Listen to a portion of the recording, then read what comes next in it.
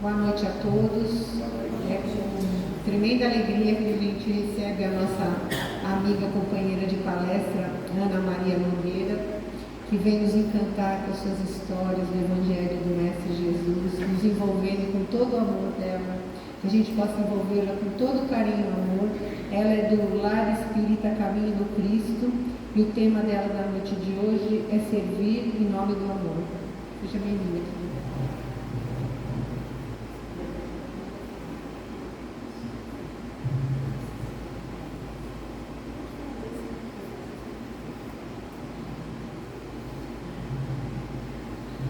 Boa noite, muita paz, muita luz, muita harmonia para todos nós. Estão me ouvindo direitinho? Tem uma amiga que me chama a atenção porque eu fico falando, saio e volto e ela já falou, não estão te escutando. Mais uma vez, gratidão pelo convite, pela confiança depositada. Hoje nós sabemos que a tarefa não é nossa. Então o Senhor Messias leu um texto que tem tudo a ver com o que a gente vai falar hoje, que são esses impedimentos dentro da nossa reencarnação e a importância deles para que a gente possa servir em nome do amor. Então, lendo várias crônicas, escolhi uma que na hora que eu li me levou às lágrimas. Espero que eu não chore, porque eu sou uma chorona também quando começo a contar. Então conta a história de um irmão nosso, na época de Jesus, que veio em uma família muito simples, que viviam ali do dia a dia, papai e mamãe que se amavam muito. Só que quando a gente tem um filho e é um sonho, para a época era até um orgulho quando chegavam as crianças, né? Principalmente os meninos, como é em tantas outras religiões, a importância, né, do varão, a chegada na família. E quando esse menino chegou, veio cheio de expectativas. Tem as expectativas de nós perante eles, deles perante nós também. Às vezes a gente esquece que os filhos também têm expectativas com relação a nós, com relação à nossa postura perante eles. E para a tristeza daquele pai, que era um homem orgulhoso, dessa sociedade patriarcal da época, ele chegou muito deformado. Os braços eram muito compridos para o corpo, sua cabeça era um pouco maior, a boca era grande e os dentinhos separados, aquele cabelinho ralo. Então, desde cedo, o pai foi se decepcionando e se afastando da família. Nunca deixou de prover, não lhes faltava nada. Mas ele, quando voltava do campo, já voltava um tanto quanto embriagado. E vez por outra olhava naquele filho e dizia: um dia te mato, pequeno monstro, só me trouxeste desgosto. Quantas vezes, quantas crianças até hoje não ouvem isso, diante da decepção dos pais? Sendo que nós sabemos que para tudo existe um porquê, que não existe ninguém bonzinho nem vítima. Somos vítimas, sim, de nós mesmos, das decisões que tomamos diante desse processo evolutivo nas várias encarnações que já tivemos. E aí, mesmo assim, José, que era o nome da criança, amava demais aquele pai, apesar de tudo. Conforme ele foi crescendo, sua mãezinha o tratava com muito carinho. Em momento algum, ela rechaçou aquele filho. O adorava desde o primeiro momento. Amamentava-o com carinho, cuidava com desvelo e já sofria antecipadamente por ver o futuro do seu pequeno bebê. O que seria daquela criança? Se hoje nós nos sentimos muitas vezes sem ter noção de prognóstico, né, para os nossos filhos, aqueles que nos chegam com alguma limitação, e imagine aquela época onde você sofria muita discriminação. Então ela já sofria muito, mas amava-o e cuidava daquela criança com todo o desvelo. Seu paizinho, quando chegava, ele se abraçava às suas pernas. Era um homem alto e forte, trabalhador do campo, mas sempre não recebia carinho. Até que um dia, seu pai não retornou à casa, porque acabou sofrendo um acidente no campo e desencarnou. E aí só ficaram os dois. Ela não tinha ninguém, já vinha de uma família que morava muito longe, e seu marido também. E imagine, ela com aquela criança toda deformada, pequenininha ainda. Então ela saiu de onde ela estava, que eles arrendavam um lugar, e foi morar em outro local com aquela pequena criança. Ela tentou bravamente sustentar o seu filhinho, mas as pessoas não a queriam por conta daquela criança deformada, por conta da ignorância, de achar que ele podia trazer um mau agouro, um mau presságio para o lugar onde estivesse. E então foi indo, não teve outro jeito, e ela se encaminhou para o Meredício. Foi a única maneira que ela encontrou de sustentar seu pequeno menino, que já passava fome. E assim foi durante alguns anos. Ele foi crescendo e ela, com todo cuidado, continuou cuidando dele, ali dentro daquele mundo de sofrimento, do pouco. Os anos se passaram e José começou a se aperceber à sua volta. Via os outros tão diferentes e ele todo deformado. Às vezes ele orava a Deus e dizia: Senhor, por que fizeste isso comigo? Por que sou dessa maneira? Por que esse aleijão que carrego não deveria estar na minha mente? Porque se tivesse na minha mente, pelo menos eu não sofreria tanto. Porque ele era lúcido e extremamente inteligente. Então o sofrimento era maior. Por que eu não posso ter um corpo que eu possa me movimentar e trabalhar muito? E assim tirar minha mãe desse sofrimento imenso que ela vive. Porque ele via quando alguns homens entravam e saíam de sua casa, e sua mãe sempre muito discreta, muito silenciosa, muito miúda, muito linda, muito sofrida, não demonstrava nada para ele, mas vez ou outra aparecia com o rosto machucado, arroxeado, os braços. Então isso fazia sofrer demais. Então o tempo passou, e quando José contava, já com seus 17 anos, depois de muito passar, de muito sofrer na mão dos outros, na ignorância dos outros, que por vezes pegavam ele, os outros meninos, ditos perfeitos, pegavam, batiam nele e levavam ele para longe, largavam num lugar onde ele não conseguia voltar para casa, num local onde ele não conseguia sair.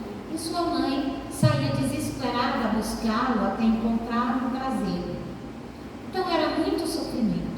E foi assim, um desses dias, em que ele estava escondido debaixo de um arbusto, porque já o haviam incomodado muito, quando ele ouviu falar de Jesus. E ouvir só o nome de Jesus mexeu com seu coração. E ele pensou que ele poderia, quem sabe, se aproximar desse homem santo que diziam que curava tantas pessoas, e quem sabe pedir a ele a cura do seu corpo. Depois ele pensava, ele curava, mas ele devia curar uma coisa de cada vez, e ele olhava para ele na água do poço e via-se completamente deformado, o rosto, os olhos esbugalhados. Deus podia pelo menos curar uma coisa, suas pernas tortas, para que ele pudesse trabalhar pelo menos. E assim ele foi, prestando atenção, até que soube que Jesus estava próximo de lá. E ele foi à busca do Mestre. Por incrível que pareça, não sofreu discriminação no caminho que fazia e conseguiu chegar até o local onde Jesus estava, fazendo uma pregação. Ele ficou tão encantado com a figura física de Jesus e com o tipo de uma luz que ele via em volta, que ele quase não prestou atenção na pregação. Mas as palavras do Cristo iam adentrando a ele, como que curando aquelas feridas que ele carregava já há muito tempo dentro dele, que era mágoa, ressentimento diante de tanta gente que o maltratava. Ficou ali a orar e a pensar, Depois que Jesus falou, as pessoas foram saindo e ele passou, como que ele disse, que foi como um sonho. Ele se viu dormindo, indo ao encontro desse homem de rara beleza. E diante dele, ele ajoelhado pediu: Mestre, cura-me, por favor. Minha mamãe sofre tanto. Cura-me, para que eu possa pelo menos ajudá-la. E Jesus então lhe dizia: José, queres mesmo ser curado? Tens a noção da responsabilidade que é esta vida aqui que nós levamos, um corpo perfeito? Tens a noção de que se eu te curar, tu vais ser chamado a servir ao bem, mesmo diante de todas as dores que vão lhe bater à porta? E no sonho, ele continuou a pensar e Jesus lhe disse: lembra, José, lembra. E ele lembrou. Alguns séculos antes, ele se viu alto, forte, belo demais, tão belo que onde ele passava não havia quem não o olhasse. O capitão da guarda, usando uma saia curta, usando uma espada, e assim com o cabelo raspado, ele tinha uma função, a função de pegar crianças e jovenzinhas, ainda virgens, para serem entregadas em sacrifício ao Deus Baal. Lá estava ele, andando pelos corredores daquele templo enorme, levando aquelas crianças que foram retiradas de suas mãezinhas desesperadas, raptadas, para serem jogadas ao fogo, colocadas em sacrifício a um Deus sanguinário. Nesse templo havia uma moça, uma sacerdotisa, que era a maior de todas, e os dois, só de se olharem, se apaixonaram. Se apaixonaram tanto que empreenderam uma fuga, e ninguém nunca os descobriu. Fugiram de lá, ela e ele, sempre com medo de serem descobertos, e foram viver longe. E aí ele retorna àquele momento e começou a entender o porquê de tanto sofrimento. Foram centenas que morreram através das mãos deles, que foram levados ao sacrifício. Agora chegará a hora. Agora ele entendera porque Jesus lhe disse: queres ser curado? Tens certeza? Estás preparado para a responsabilidade que é ter um corpo perfeito? Poder fazer, se deslocar do jeito que você quiser? Quando ele voltou desse sonho, ele retornou ao lar. Ainda passado mais um tempo, um mês mais ou menos, ele ouviu dizer que Jesus estava retornando ao local. E assim ele convenceu sua mãezinha a ir até lá. E ele teve um encontro com Jesus. E Jesus lhe fez a mesma pergunta: José, estás preparado para ser curado? Sabes dos sacrifícios que você terá? Não vai ser fácil. Os problemas vão me buscar. E da mesma forma que tu encaminhaste todas aquelas crianças para serem executadas e sacrificadas, muitos virão até ti para que tu encaminhes ao Pai, ensinando a eles o bem, a caminhar servindo a Deus. E ele disse: sim, Jesus, eu aceito. Isso não é o que nós fazemos quando estamos lá no mundo espiritual? Todos nós que estamos aqui, nós passamos, de acordo com a espiritualidade, horas, dias, semanas em filas imensas no mundo espiritual, implorando por essa reencarnação. Por que a gente reencarna? Reencarna para se reajustar. Nós estamos num planeta de expiação e prova. Expiação, a palavra significa consequência. Ou seja, houve algo lá atrás que eu fiz, e as leis de Deus, de acordo com a questão 621 do Livro dos Espíritos, elas estão gravadas na nossa consciência. Então, quando nós realizamos alguma coisa, de bom ou de mal, fica impresso no nosso perispírito. Então Jesus, quando olhava para nós, naquela época, ele conseguia ver, era como fazer uma leitura de quem nós éramos. Então ele sabia com quem ele estava lidando. Então aquilo fica impresso em você e fica impresso na sua consciência. Enquanto você vai levando a vida, né? Prejudicando os outros, não está pensando em ninguém, está trabalhando no interesse pessoal. Nós estávamos lendo aqui, capítulo 12 do Livro dos Espíritos, Perfeição Moral, das Leis Morais, que é um capítulo que a gente de vez em quando tem que ler. Quando ele fala aqui virtudes e vícios, na questão 893 ele diz: todas as virtudes têm seus méritos. Quando que eu crio virtude? Cada vez que eu venço um arrastamento. E não precisa ser muito, não. Às vezes eu falo demais. Às vezes falamos até em horas indevidas. Quando eu aprendo a ficar calado e resolvo que eu não vou dar a última palavra, né? Porque a gente adora dar a última palavra. Quando o outro fala, eu digo: não, hoje eu vou ficar quieta. Deixa o outro falar. Não é que o outro é menos do que eu, mas eu treino ficar calado, eu estou criando virtude. Eu estou trabalhando com humildade. Eu estou pegando o meu orgulho e dando uma baixadinha nele. Porque nós sabemos que o orgulho e o egoísmo é uma chaga da humanidade. Tudo que está acontecendo agora, guerra, seja o que for, o que é? Orgulho, vaidade e egoísmo. Não é? Eu não estou brigando para o outro por causa de uma causa nobre. É a minha vaidade que é meu carro-chefe. É o meu orgulho. Eu não abaixo a cabeça, mesmo que eu prejudique muitos. E isso o que é? É a questão 895. Quando o espírito denota que ele ainda está vivenciando a parte primitiva dele. E eles respondem: quando o interesse pessoal está na frente de tudo. Ou seja, eu estou pensando em mim.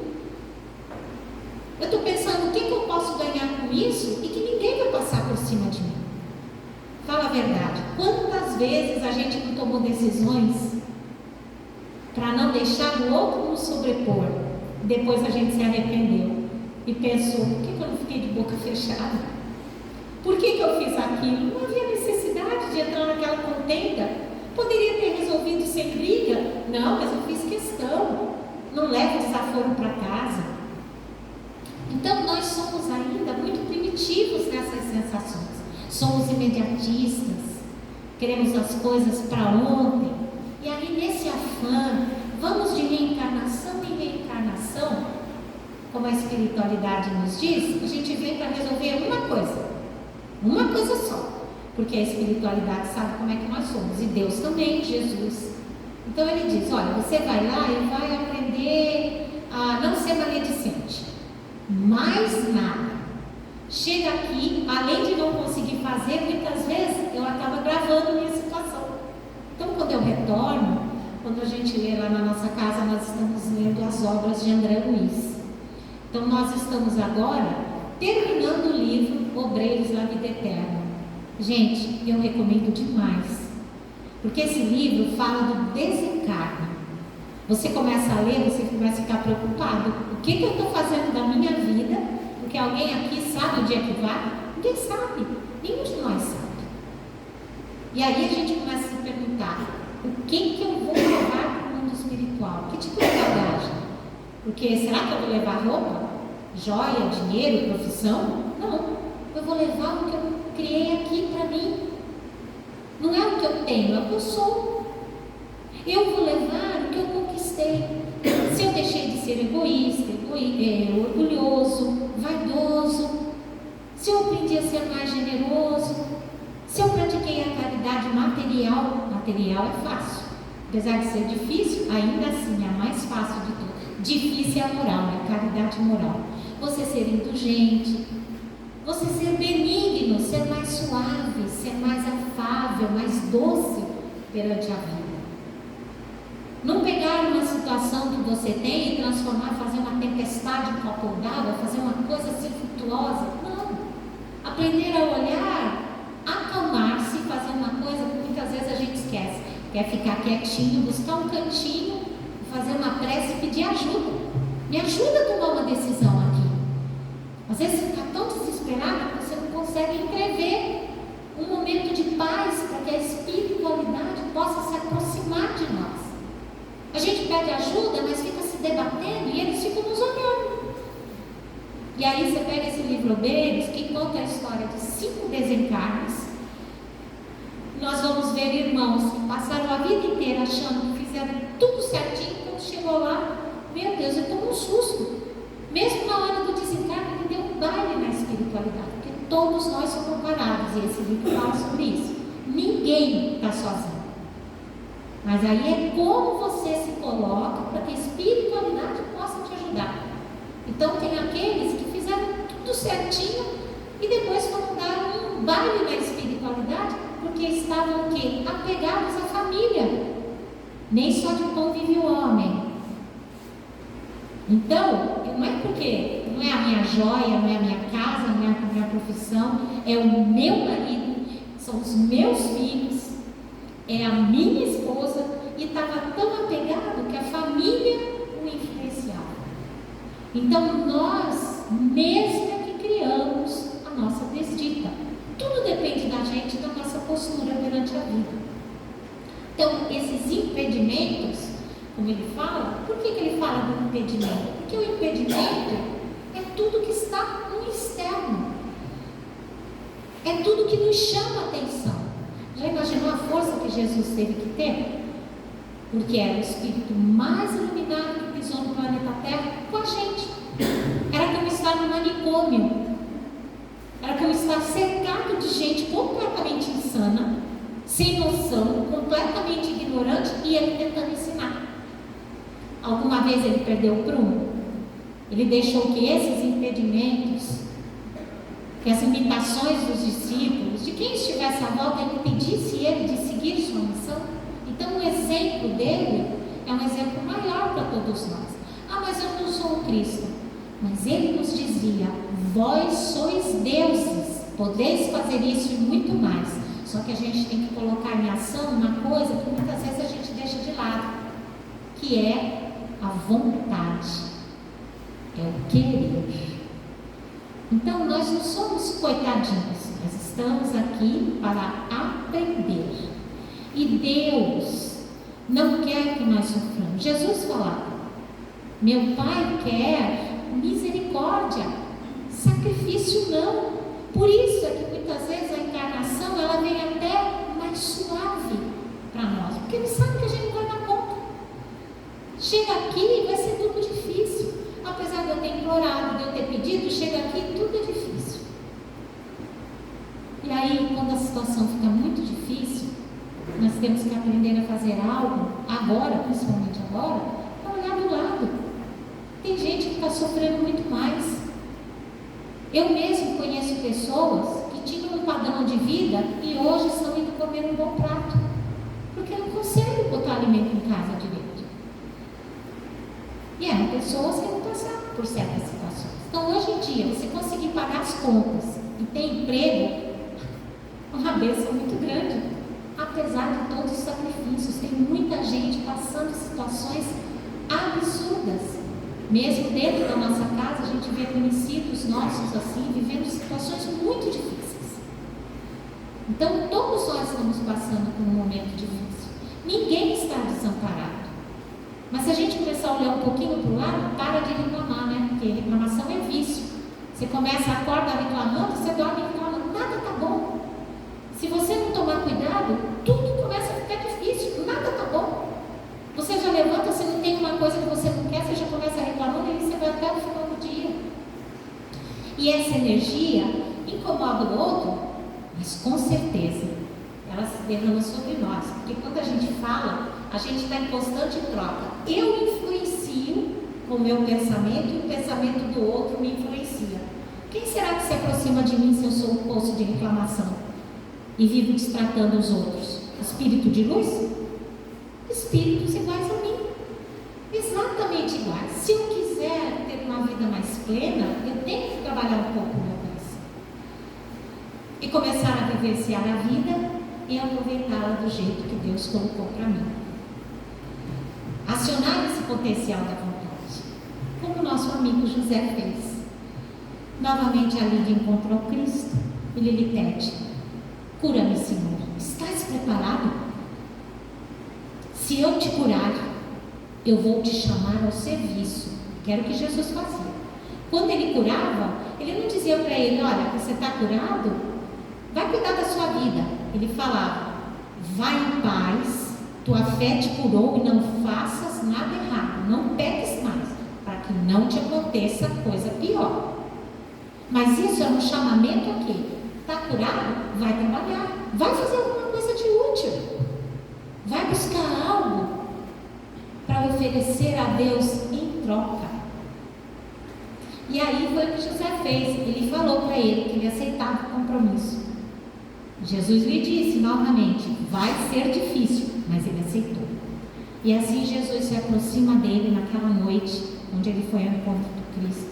E diante de sua mãezinha, Jesus colocou a mão sobre a sua cabeça e disse: fique curado em nome de meu Pai. E assim ele foi sentindo as energias descendo sobre ele. Ele sentiu quando suas pernas doeram muito e foram destravadas.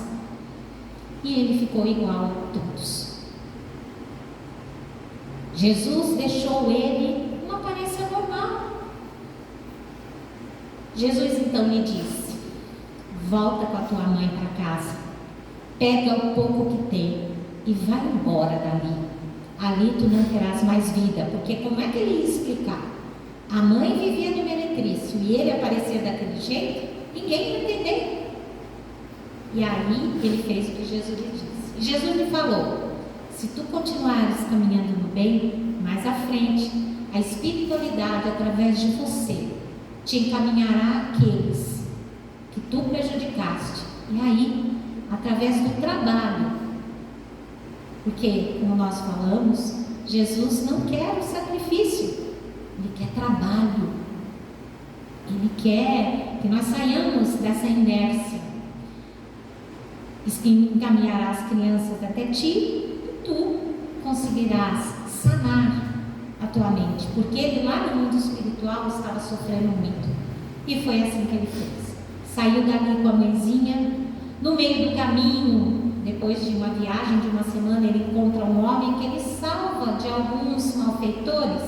Mal sabia ele que esse homem era um homem extremamente rico e o convidou a seu lar. Lá chegando, eles ficaram encantados, porque, nossa, ele tinha muitas coisas. E ele falou: já que tu me curastes, eu quero te dar algo em troca. No início ele ficou meio assim. Ele disse: eu tenho várias vivendas, escolhe uma. E ele aceitou, até que ele levou ele num lugar bem simples, e ele quis ficar lá. Esse lugar, ele colocou o nome de Pousada do Mestre Jesus. E lá, depois de um mês que ele já tinha trabalhado muito, ele olhava e dizia: tantos quartinhos. Ele dizia: mas eu estou sozinho com a minha mãe. Não demorou muito, bateu a porta dele a primeira criança, sem pai, sem mãe, pedindo um prato de comida. Depois dele vieram os outros, e todo dia chegava alguém. Chegaram os aleijões, aqueles que tinham problema mental, os cegos, de vários níveis. E José terminou a existência servindo a Jesus. E todos os dias, dentro do sacrifício, do trabalho, de tudo que ele vivenciou, que foi muito trabalho, no final do dia, junto com todos, ele fazia um evangelho e agradecia, muito agradecido a Deus por ter a oportunidade de servir e encaminhar aqueles que ele havia prejudicado. Então, todos nós aqui estamos tendo uma oportunidade única de servir, junto a Jesus, com aqueles que Deus nos concedeu, muitas vezes dentro do nosso lar, para que nós possamos amá-los do jeitinho que são, como a mamãe de José o amava do jeitinho que ele era, não de um jeito apático, mas ajudando-os. Eu agora na educação, vocês não têm ideia de como estão chegando crianças junto de nós com síndromes muito graves, ainda muito pequenos. E muitas vezes dá muita pena, porque a gente vai conversar com as mães e elas não querem nos ouvir. Porque cuidar de um filho que tenha qualquer detalhe é um comprometimento da alma. E nós temos que nos lembrar quando falamos com eles, seja o que for, porque eles não são nossos filhos, eles são filhos de Deus, nós estamos tomando conta. Um dia nós vamos ter que prestar conta deles a Deus. Eles não vieram a nós por qualquer outro motivo, vieram a nós para que nós o amemos e os encaminhemos com responsabilidade e carinho, e que Jesus ampare a cada um de nós nessa jornada que não é fácil para nenhum de nós. Gratidão. Isso.